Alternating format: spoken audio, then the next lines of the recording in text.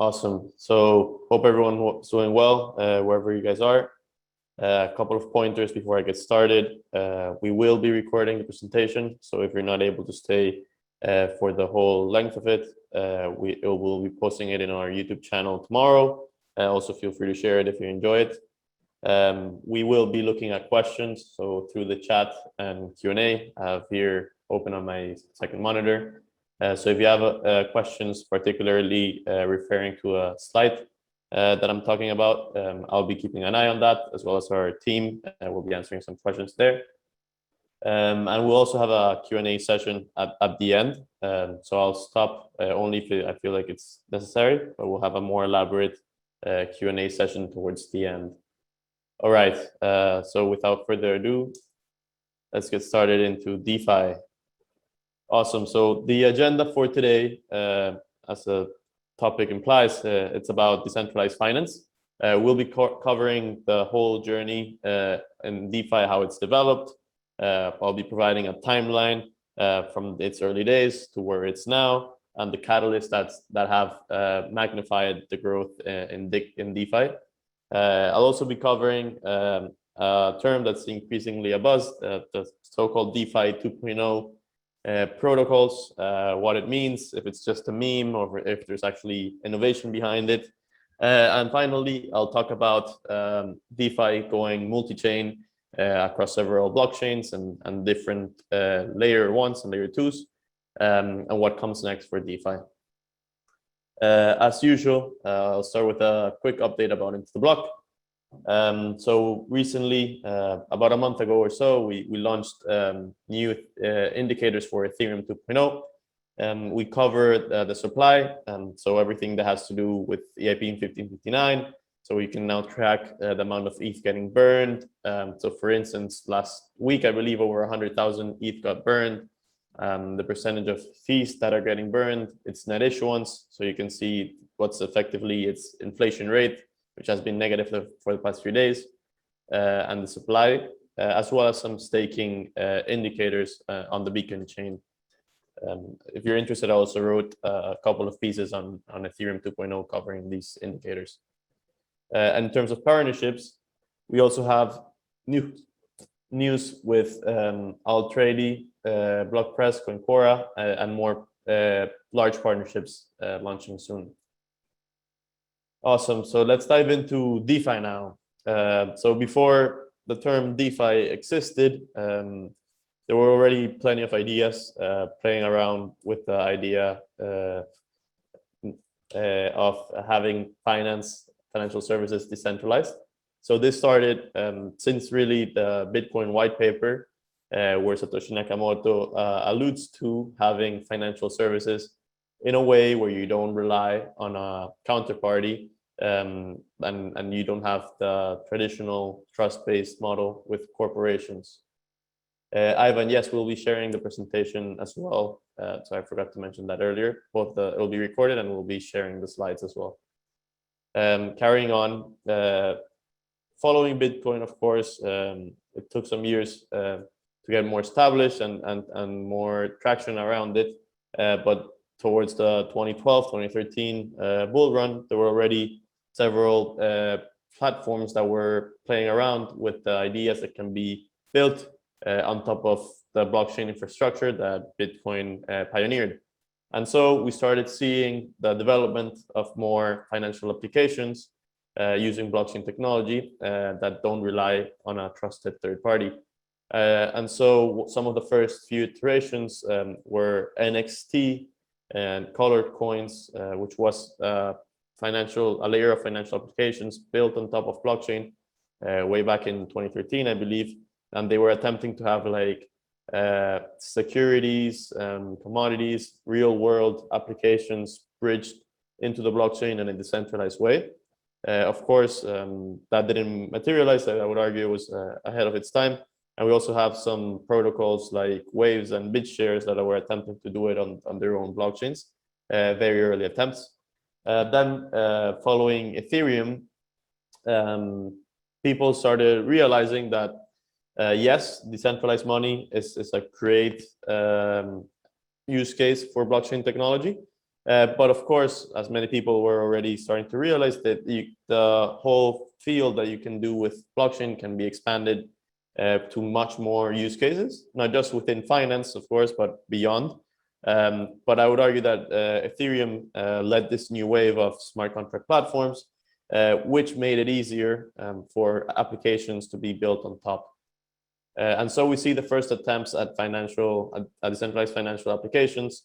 They started being quite skeuomorphic, imitating the existing financial applications. So Ether Delta, for instance, you can see here, they were fully peer-to-peer, trying to match one order from a buyer to a seller through an order book, which was highly inefficient. And given the limitations of Ethereum, it didn't take off at all. And this was towards 2017, 2018 era. And then the term back then was open finance, and it's evolved towards decentralized finance. The first known use of this was in a DeFi meetup in San Francisco Blockchain Week in 2018, in an event organized by ZeroX, MakerDAO, Compound, some of these protocols which are known sort of as the first movers in the DeFi space. And through that year, the community had been building, raising awareness, and starting to play around with the first versions of composability. So, for instance, Compound building on top of Maker. And we had the first large transition, I would argue, for DeFi, which was moving from peer-to-peer to peer-to-contract. So as I showed with IDX before, or Ether Delta, it was supposed to be peer-to-peer, matching an engine of two people across the world. Now it's peer-to-contract, so that it's automated, the whole processing and matching of orders. In the case of AMMs, or in the case of lending protocols, you also go to a pool of funds which are managed by a smart contract, and pair you with someone else on the other side of the equation. And we also saw some usability improvements throughout those days. Then in 2019, DeFi started blowing up. It was just its first few days, even though it was far from mainstream. It was just around 10 protocols. MakerDAO made up around 60% of the whole total value locked. DYDX back then was just a lending platform with spot trading on top, even before derivatives. But we're starting to see the first ideas of something bigger to come.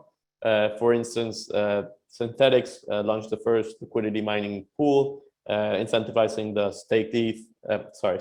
synthetic ETH versus ETH pair on Uniswap with their native SNX token. And in 2020, we saw DeFi's breakout year.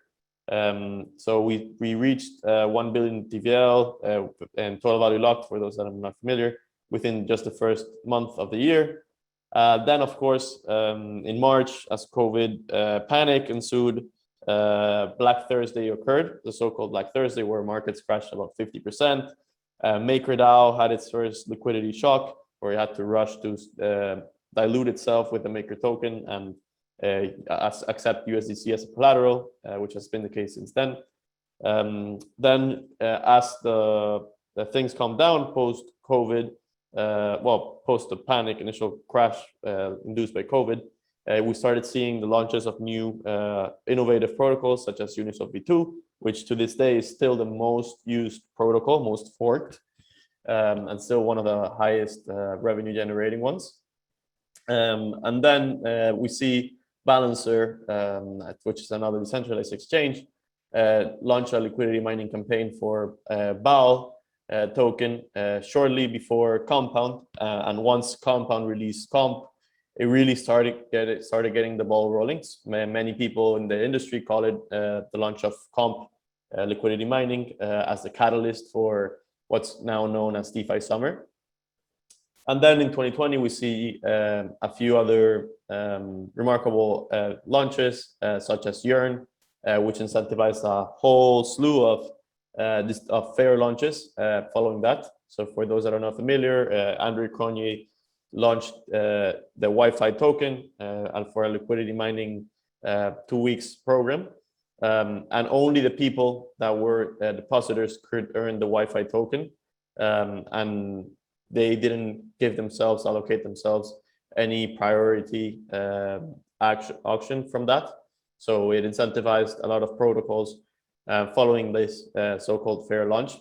And then, of course, things started getting more speculative, and we see YAM and a whole bunch of food tokens that flood the market with nonsense APYs, just giving their tokens away to raise TVL. And we see a SushiSwap saga and the rise of forks afterwards, I would argue, and the first few algorithmic stablecoins. So overall in 2020, DeFi's record year, we see around here, it was when when Compound launched the comp yield farming. We can see the growth accelerated, started going exponential right after that, towards the end of DeFi summer. So 15x in the whole amount of liquidity deposited. We also see the first instance of competition, more clear competition in liquidity, with SushiSwap giving incentives for people to migrate away from Uniswap, and then Uniswap fighting back in a way with their launch of the Uni token and liquidity mining. 2021, as I'll get into towards the end of towards the rest of the presentation, we've seen a boom in Q1 in both in continued usage and total value locked, but also, of course, in the native tokens of these platforms. We also saw in the early first half of the year, we saw the increased adoption of BSC, Binance Smart Chain, and Polygon as Ethereum, as DeFi expands beyond Ethereum to a growing amount of blockchains. And then we see this growth, this trend accelerate through yield farming incentives, which Polygon was the first to do on a base layer basis, incentivizing users with the Matic token. And we've seen more recently total value locked continue increasing, but prices really not being able to keep up and underperforming some of these major assets. To summarize, I would argue we've seen three main changes in DeFi catalysts. One, which is often overlooked, is a shift from peer-to-peer to peer-to-contract, which is better addressed for the limitations of blockchain technology, and also increased usability along with it. Excuse me. Then we see this point of inflection come from yield farming, which incentivizes a lot of liquidity and usage of these platforms. And finally, we see the expansion towards a multi-chain universe, as they call it, since the users are able to benefit from lower fees and higher transaction throughput, as well as more recently yield farming incentives as well. And finally, even though I don't include it in these three, we're starting to see the evolution towards the so-called DeFi 2.0 around the term of protocol-owned liquidity. So before we get into what DeFi 2.0 means, there are certain problems with the current DeFi system. One are the so-called liquidity locust or mercenary capital, where you see a lot of people who are in these systems just for the liquidity. Many, like it can be any average user, just as they call farming and dumping these tokens, but also to a higher degree, large organizations farming in scale just for profit rather than from the long-term benefit of these protocols. And this mismatch has led to selling pressure on the tokens and sort of a bit of unrest in some of these protocols where they're starting to manage in a different way. Another issue that we've started to see is that as more protocols give away airdrops, it's incentivizing the so-called Sybil attacks, which are essentially just creating many addresses, generating fake usage of these platforms just to attempt to get an airdrop and free tokens in reward for being an early user. So we're starting to see the ecosystem change because of these patterns. And so, as I was describing, we've seen, even though DeFi's total value locked continues to increase, now at over 220 billion TVL, the DeFi Pulse Index, with a lot of the DeFi blue chips, has underperformed ETH by 70% since March. And a lot of this has to do with the constant selling pressure from the liquidity mining incentives. And so the idea of protocol-owned liquidity came about. One of the pioneers behind this movement has been Olympus DAO with their token OM. For those of you that are not familiar with how this works, Olympus DAO is a protocol with a decentralized, I would call it stablecoin, but it's more of a currency in general rather than a stablecoin. It's not stable at all, really. And the way it functions is that users are able to buy their native token OM at a discount with the so-called Olympus DAO bonds. And so the protocol receives the assets that the user is buying the OM with, and this can be DAI, can be ETH, it can be liquidity tokens. And based on these, each of the assets have their own capacity that the Olympus DAO protocol is accepting. And basically, Olympus is buying this liquidity and making them owners of their own liquidity.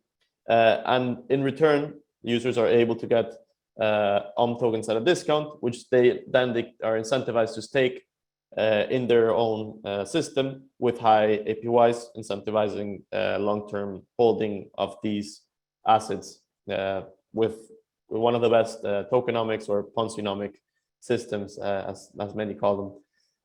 And we also see sort of around the same time the DeFi protocol, which is a algorithmic stablecoin. This one actually closer to the price of one, doing a similar approach with their protocol control value.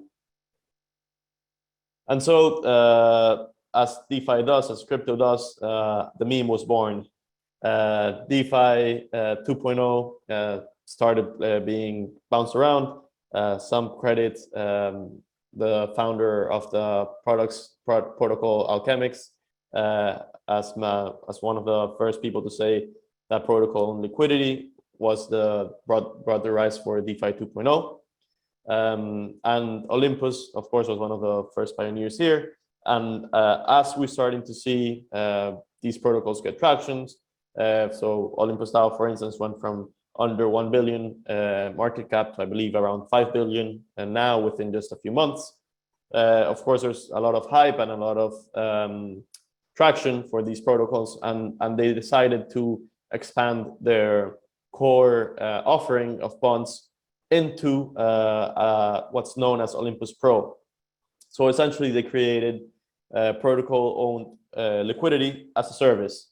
And so many more protocols outside from algorithmic stablecoins are now able to deploy their own versions of this protocol liquidity system. And they've already seen 12 protocols use it already, amongst them Alchemics, Abracadabra, Pull Together, and an increasing wave of protocols sign up to start using it. As well as tends to happen in crypto, the actual meaning of DeFi 2.0 expanded way beyond the initial meaning. And overall, I'm not 100% sure if it's worth calling DeFi 2.0, rather just a restructuring of the existing incentive systems. But along with it comes, of course, several pros and cons. So one of the benefits of owning your liquidity as a protocol is that you gain increased assets. So these protocols before were essentially renting their liquidity, paying fees to the people depositing the liquidity, paying either fees through staking or actually through dilution by providing yield farming as a customer acquisition cost, essentially.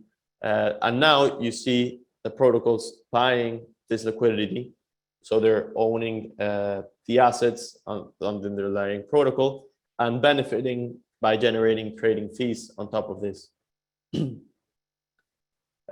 Along with it, this brings decreased selling pressure from large depositors. So now you can't be a large player in these protocols and simply farm and dump, as they call it, billions of dollars worth of the token, which then led to a downward spiral where people were expecting large depositors to dump, and so people also sold their tokens before. And finally, one benefit that's often overlooked is that it brings treasury diversification. So rather than just holding one asset, like most protocols right now, which only own their native token and maybe a few more, this brings the protocol the advantage of holding a basket of tokens, which they can decide how to manage and how to spend. So it sort of creates more of a corporation within a DAO where they have like a better balance sheet and assets and revenues. So of course, it also brings some downsides along with it. Primarily, many of these protocols of the existing DeFi protocols have benefited by seeing their treasuries grow as their native tokens have increased, since it's their primary holding. However, if you're holding liquidity in terms of liquidity pool tokens, which are often versus USD, you're seeing a capped upside since these pools are rebalancing, leaving you with more USD than your native token, as well as a basket of different tokens. So even though it's less diversified, you might benefit if your token is appreciating, which of course is a risk in itself. And another downside is that you see increased selling pressure from arbitrageurs. So since you can buy for instance, at a discount, you can quickly profit just by buying at a discount and selling at market price. But since these bonds are at limit capacity, it sort of caps the downside there as well. Finally, I want to discuss some of the protocols that are often associated with DeFi 2.0. So as I mentioned, the meme expanded way beyond protocol and liquidity, and now you see a lot of the cool, innovative projects being considered within this. Amongst them, one of the protocols leading this way is Alchemix with self-paying loans. So essentially, you can deposit DAI into Alchemix and you can borrow against it up to 50% of your collateral and get ALL-USD. And that loan is self-paying because it's deposited into Yearn, leveraging the composability, the so-called money Legos, to earn interest on your deposit and have that loan repay itself without liquidation risk. So that's one of the protocols that are associated within this movement of DeFi 2.0. Another one closely related is Rari Capital, in particular their Fuse permissionless lending pools. So contrary to Compound and Aave, anyone can create their own lending pool in Rari Fuse. And these are starting to be leveraged by protocols themselves who create pools in here and are able to borrow against and provide and lend and provide yield for their native tokens. Finally, we're seeing Abracadabra and the whole Daniele Sesta frog squad or whatever gaining a lot of traction within the DeFi 2.0 movement with Popsicle, which is an LP position aggregator to generate yield, and Abracadabra with the spell and the meme algorithmic, sorry, it's not algorithmic, but the stable coin backed by yield generating assets. And Rai, also often considered within here. Some other cool use cases include Pendle and APWine, which tokenize your yield and essentially give you an advance on your future yield. And as well as DYDX, Perpetual Protocol, Ribbon, and Volmex, who are all playing with different use cases within the derivative space. And the last topic for today is the expansion of DeFi into different blockchains. So this is another term that's increasingly a buzz within the crypto space, which is multi-chain. So what is it anyways, and why do we even need crypto to go multi-chain? I would argue that multi-chain encompasses the interconnection between different layer ones, the base layers, and layer twos.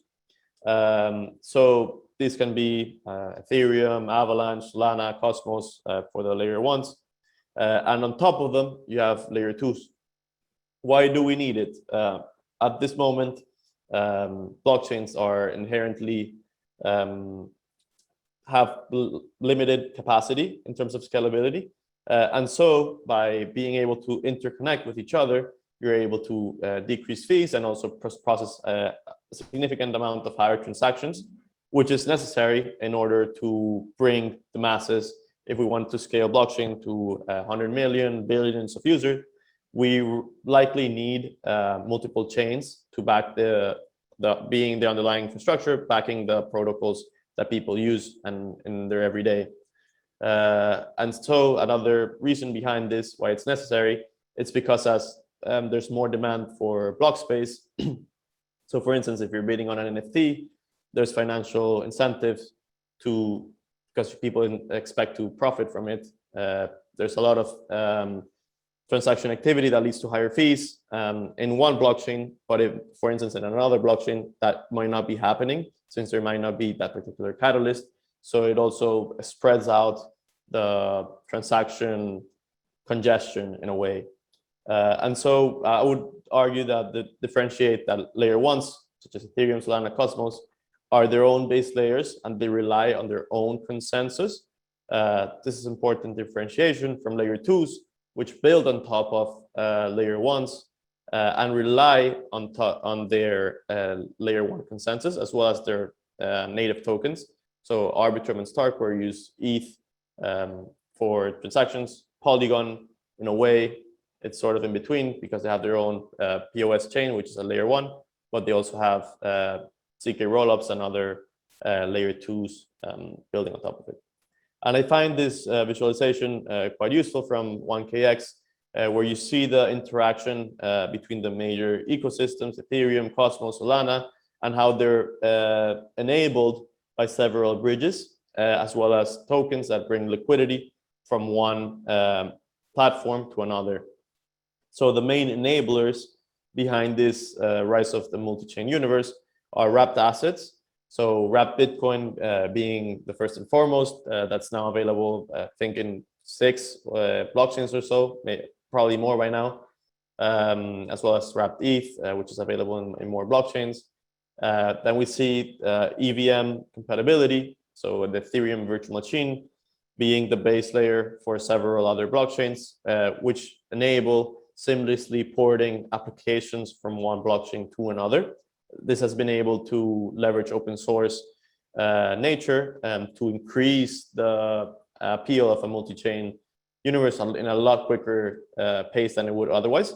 And finally, the bridges and forks that are able to bridge the gap between one blockchain and the other and have easy to use applications that rely on the same principles and smart contracts as the ones people know in Ethereum. As a case study, I've been researching this rise of multi-chain blockchains to see sort of what are the effects in the liquidity as a protocol launches in different blockchains. To my surprise, we've seen liquidity be relatively sticky in a layer basis.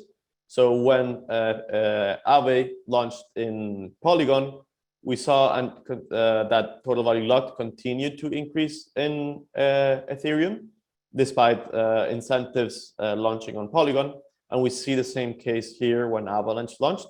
So that's promising because it essentially proves that it's attracting more capital and not just the migration of capital from one layer to another, essentially making it positive sum rather than zero sum.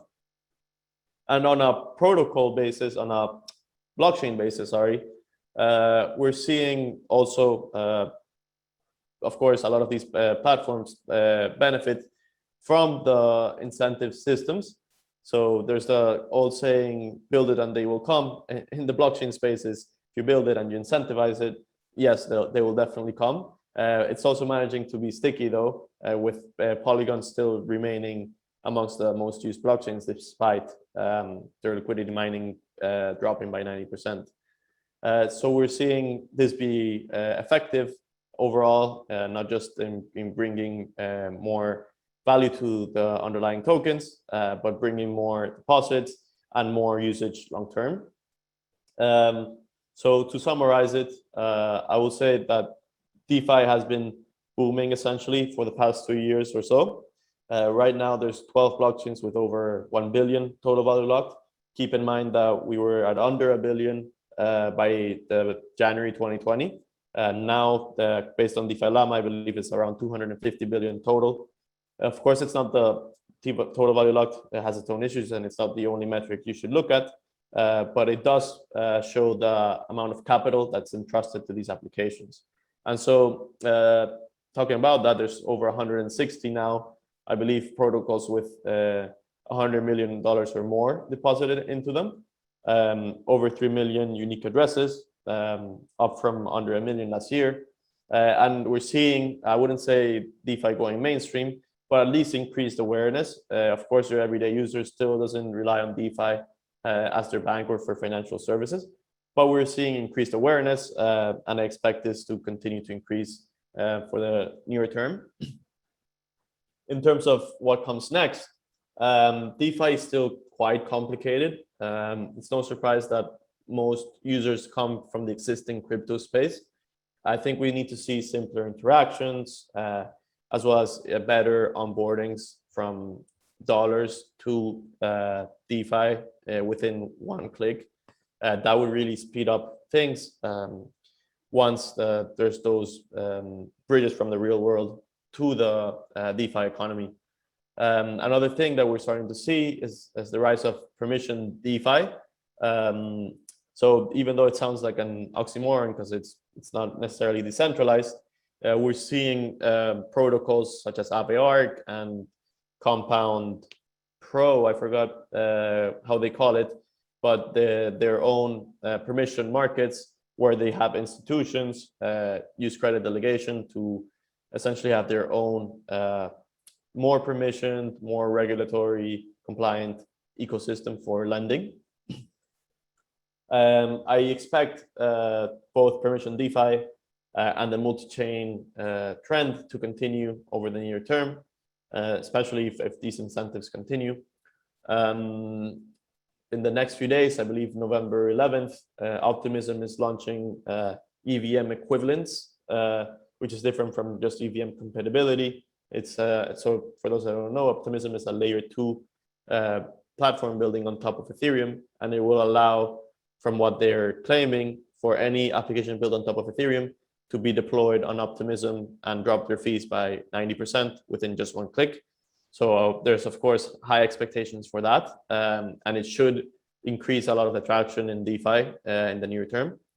Another thing that is starting to play out and will likely continue to do so is interactions with NFTs and gaming. So Axie Infinity has brought in hundreds, millions really, of users into crypto, and they're starting to be able to interact with these systems as they earn and want to stay within the crypto system.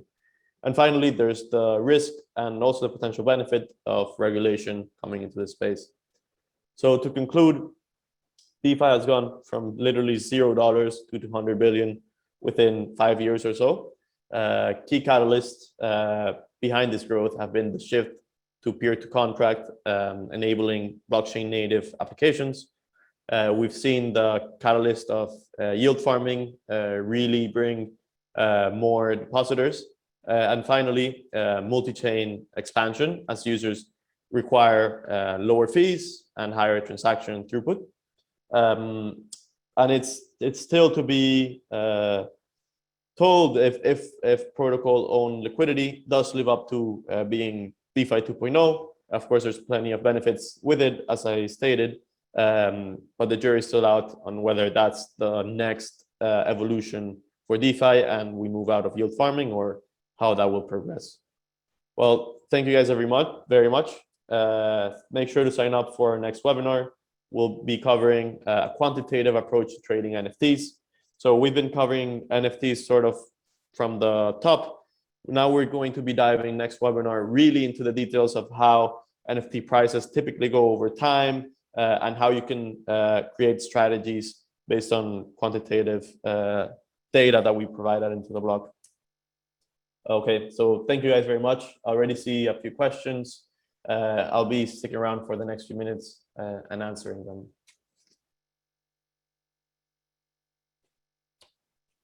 So Ankush is asking if the slides will be available. Yes, they'll be available tomorrow, I believe. You can find them in our YouTube channel, and we might tweet it too. Naga's asking one fundamental question: why would anyone buy DAI or any cryptocurrency for that matter? What are real scenarios apart from darknet or illegal activities? Okay, so I guess you're newer to the space. There's plenty of benefits from blockchain technology.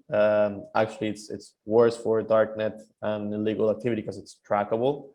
I won't go into the whole depth of it, but you can unlock a lot of decentralized applications and ownership in these platforms. I'll move on to the next question. What's your favorite DeFi incentive system right now? So I haven't personally used Olympus DAO, but I think they have a powerful incentive system in place, and it's sort of a positive feedback loop where they own the liquidity, they give users a discount, and through that they manage a treasury, which brings more fees, which attracts more users and more liquidity, which attracts more fees. So it's been quite impressive, honestly, and it's proven a lot of doubters wrong, including myself. So that's one of the ones I've been looking out for, and why I think this DeFi 2.0 movement has room to continue to grow. So Yossi is asking, are rebase tokens reliable to invest? I wouldn't say they're reliable. No, they've been everything but reliable historically. Ampleforth was the first, and it's gone through crazy expansionary and recessionary cycles. I would argue, like with anything in crypto, make sure to do your own research and not dive into anything with anything that you can afford to lose. None of this is financial advice, by the way, as I implied. What are the risks of locking ETH, etc., into self-paying loans with Alchemix, I think you're referring to? Are you able to take out your collateral at some point, or is it locked and you just benefit from APY? So in Alchemix, you deposit either ETH or DAI, and it's not locked at all. You're able to repay that original loan and take it out at any time. The benefit is just having like the freedom of not having to worry about taking a loan and having like collateral liquidation risk, sorry. So you can deposit if you have, so it's a bit capital inefficient because you need to have over collateralized, but you have funds that you want to invest, you can earn essentially borrow against it and keep your original capital and get extra capital. So go from 100% capital to 150% and have that extra 50% leverage repay itself as the yield covers for your loan. Hope that makes sense. Nick is asking, where's the best place to learn Optimism L2 technology for institutional players in DeFi? Good question. I think Optimism has their own resources. I've been reading their Medium recently on how their Ethereum, their EVM equivalence is working. A lot of it is tailored towards institutions and protocols looking to deploy there.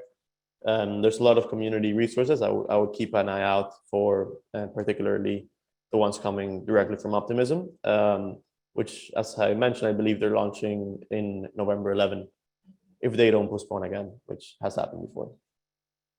How variable are APY rates get calculated on protocols like Alchemix? So the APY rates that you earn depend on the protocols that it's depositing in. So we earn is the typical, well, I believe right now it's the only protocol that AlchemX uses for these APYs.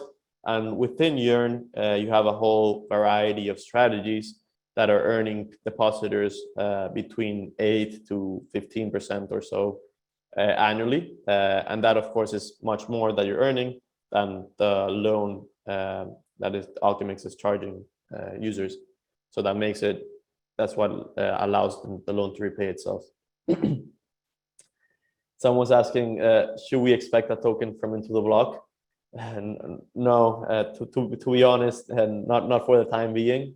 You guys are like able to use it, and there's potential financial reward for people that are able to use it to analyze patterns and data for crypto long term. But no, we won't do our own liquidity mining or protocol owned liquidity. Couple more questions. Jared is asking, how would you classify DAO Treasury Management into the growth of DeFi? In other words, what percentage does it make up of TVL and volume? How much is it due to leverage, etc.? Protocols are all connecting with one another, and I'm curious how it impacts the broader space. So DAO Treasury Management is a upcoming space within sector within DeFi in general. I would argue that most is outside of treasury management. Really, there's a lot of the original DeFi protocols that have large treasuries and are not sure how to deploy these. So it's an emerging field. I would say it's a relatively small fraction of the broader DeFi space. And in terms of the total value locked that they make, treasuries are not accounted for. So I've done my deep dive into the nuances of what total value locked is made of. And it does not include staking, and it does not include protocol treasuries. So these are not included within that. It does have to do more with the platforms that they use, providing liquidity indexes and lending protocols, for instance. I would add, since I'm already talking about it, that borrowing, so loans outstanding, is deducted from TVL, which never really made sense to me. But actually, that means that the total liquidity deposited is way higher than 250 billion and probably closer to 300 billion now. Now, I guess asking, what is the one resource where we can get all the latest updates? There are dozens of them, getting lost almost immediately. So yeah, make sure to I guess follow us at Into the Block on Twitter. We cover analytics within the broader crypto space. Unfortunately, there's not like one direct place for news. Actually, it's probably for the better. You wouldn't want to rely on just one centralized place for all the news. I know it can be overwhelming, but it's probably for the best of the space that we have this knowledge more fragmented. So I'm seeing a lot of people. Thanks. I'm glad you guys enjoy it. All right, last question. What part of traditional finance hasn't been disrupted by DeFi right now? It's a great question. I would argue it's the derivatives. So we've seen derivatives get traction in CeFi, so in centralized exchanges. Perpetual swaps already surpassed spot markets in volume. However, in DeFi, we're just starting to get that a sense of that with DYDX, which is already the #1 DEX by volume. But that's just for perpetual swaps. There's a lot of structured products, for instance, that are just in the early days, and options. So for instance, a few protocols that I would keep an eye on are Ribbon Finance, which has managed to build the base for structured products on Ethereum. And this generates a lot of sustainable yield opportunities that I think will be very interesting and necessary for crypto to continue to evolve and disrupt traditional finance. So with that, I thank you guys very much for tuning in. Make sure to sign up for the next webinar.